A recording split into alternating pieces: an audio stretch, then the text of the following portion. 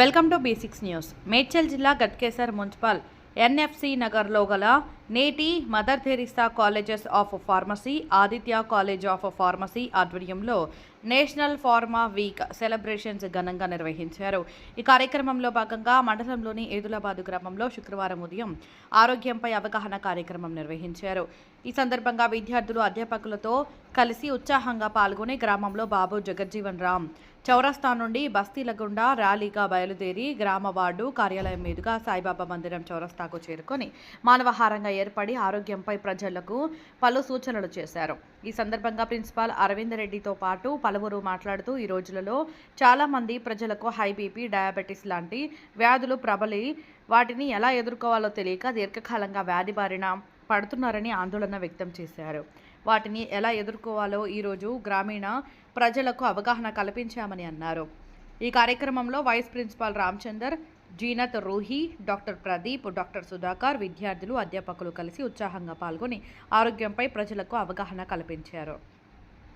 Mother Teresa college of pharmacy నుండి వచ్చినాము. ఇప్పుడు అది ఆదిత్య గ్రూప్ ఆఫ్ కాలేజెస్ అయింది. అండ్ ఇక్కడ ప్రజలందరికీ వ్యాధులపైన అవగాహన కోసం కల్పించాము. ఫార్మసీ అంటే ఓన్లీ షాప్ అనే అనుకుంటారు, అట్లా కాదు. డ్రగ్లో ఏ మాలిక్యూల్ ఉన్నా అది ప్రిపేర్ చేయడం కానీ, దాని టెస్ట్ కానీ, క్లినికల్ ట్రయల్స్ కానీ, ఇంకేమైనా దాని ప్యాకేజింగ్ అండ్ పబ్లిసిటీ అండ్ మార్కెటింగ్తో సహా అన్ని ఫార్మసిస్టే చేస్తారు.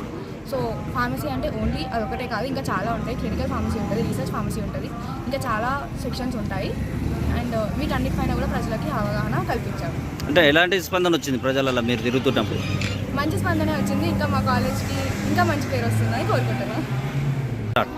Aditya college of pharmacy NFC Nagar నుంచి వచ్చాము.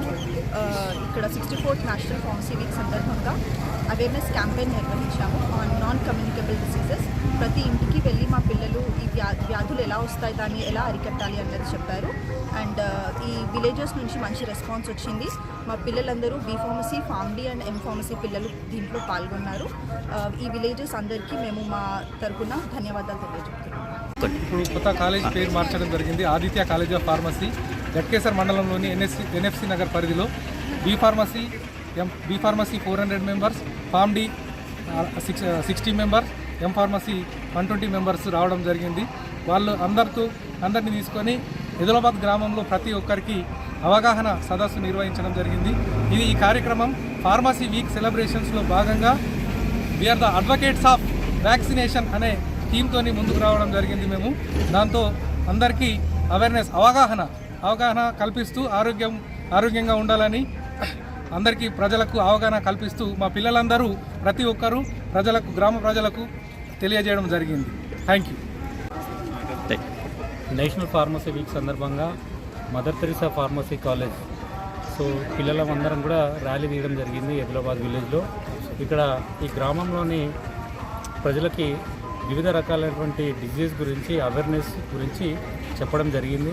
దాంట్లో మెయిన్ డయాబెటిక్ ఒకటి, హైపర్ టెన్షన్, ఇది ఎలా వస్తుంది, వీటిని ఎలా మేనేజ్ చేయాలి.